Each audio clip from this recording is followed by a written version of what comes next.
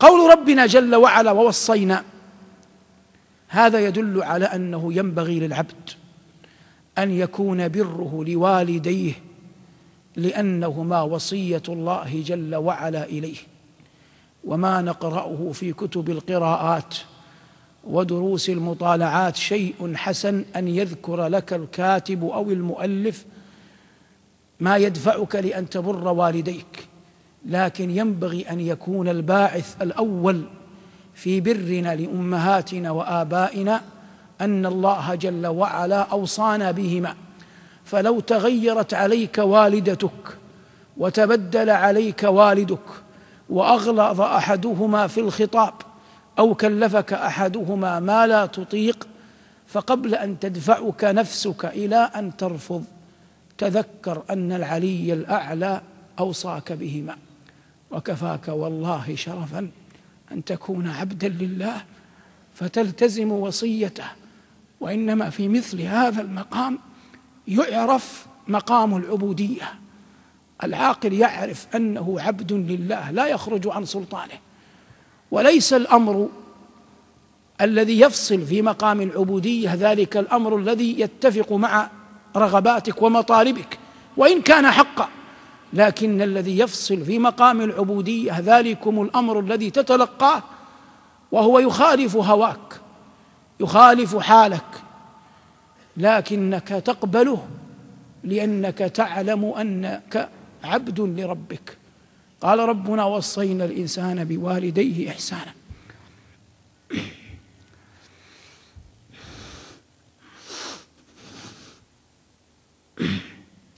ثم بدأ جل وعلا بالأم فقال حملته أمه كرها ووضعته كرها، وهذا يعني أن الأم لها ما ليس للوالد، ودل عليه حديث أمك ثم أمك ثم أمك ثم أبوك. ومن الأخذ بهدي الله أن تجعل فارقا يسيرا في البر، لا تنقص من قدر برك لأبيك، لكن أكمل لأمك برها حتى تكون عبدا يفقه عن الله جل وعلا كلامه. لسوف أعود يا أمي أقبل رأسك الزاكي أبث بكل. قال الله حملته كرها ووضعته كرها، وحمله وفصاله 30 شهرا.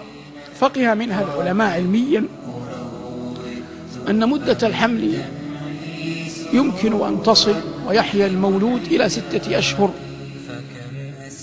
لأن الله قال حولين كاملين لمن أراد أن يتم الرضاعة، ومعلوم أن الحولين 24 شهرا. وهنا قال وحمله وفصاله 30 شهرا، ويقال إن علي رضي الله عنه أول من تنبه لهذا. وحمله وفصاله 30 شهرا حتى إذا بلغ أشده وبلغ 40 سنة. بعض الفضلاء يقول إن الأشد هي 40،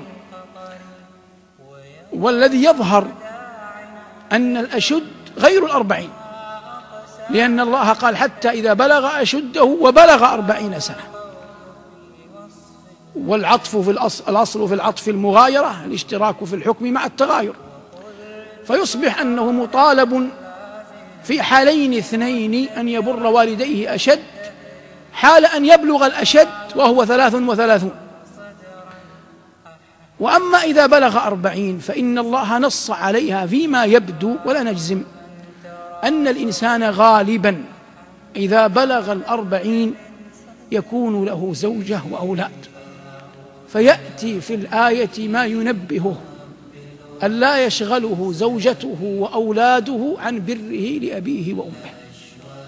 فلا يقول ولدي زوجتي رزقي مالي عملي، فأكد الله على سن 40 حتى لا يصرف العبد عن بر والديه في مثل هذا الحال، والعلم عند الله.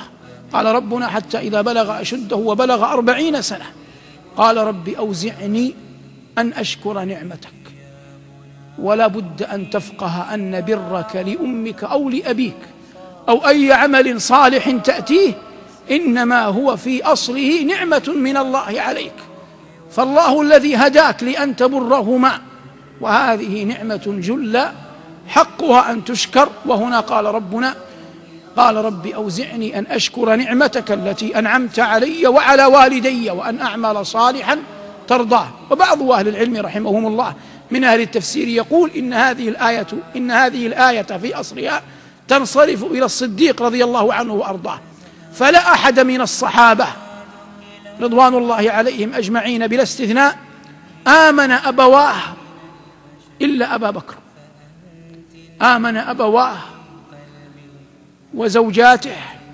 وأبناؤه وبناته رضوان الله تعالى عليه، وهي كرامة من الله له لم يؤتها أحد من الصحابة من في سنه قط. وهذا القول من حيث السند يقبل، لكن العبرة بعموم اللفظ لا بخصوص السبب، ومقام أبي بكر في الأمة أجل من أن يعرف به. قال ربنا: حتى إذا بلغ أشده وبلغ 40 سنة قال ربي أوزعني أن أشكر نعمتك التي أنعمت علي وعلى والدي وأن أعمل صالحا ترضاه. ثم كما أنه رأى في نفسه أنه وفق لبر أبويه أحب أن يبره أبناؤه وبناته، قال: وأصلح لي في ذريتي. ثم علم أنه مهما بلغ حاله لن يسلم من زلل، قال: إني تبت إليك وإني من المسلمين، يحب أن يندرج في ركب الإيمان وطريق الإحسان، كما قال الله عن عبده سليمان: وأدخلني برحمتك في عبادك الصالحين. لما ذكر الحي القيوم قولهم وفعلهم أتبعه بالقبول لهم، قال: أولئك الذين نتقبل عنهم أحسن ما عملوا ونتجاوز عن سيئاتهم في أصحاب الجنة وعد الصدق الذي كانوا يوعدون. والله جل وعلا وعد المؤمنين وعد صدق أن يدخلهم الجنة. أسأل الله بمنه وكرمه أن يدخلنا أجمعين الجنة.